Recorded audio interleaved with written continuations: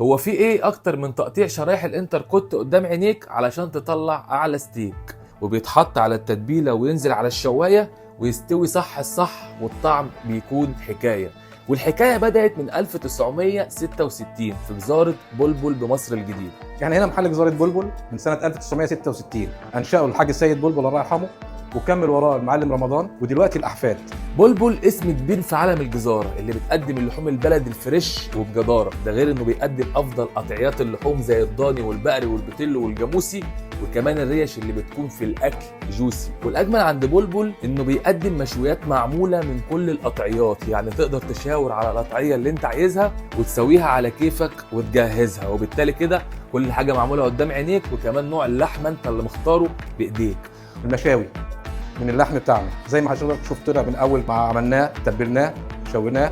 وموجود عندهم الكفتة والطرب والشيش، والأحلى كمان الحواوشي البلدي في العيش. كله ستيك، ريش، كفتة، طرب، كل حاجة موجودة عندنا الحمد لله.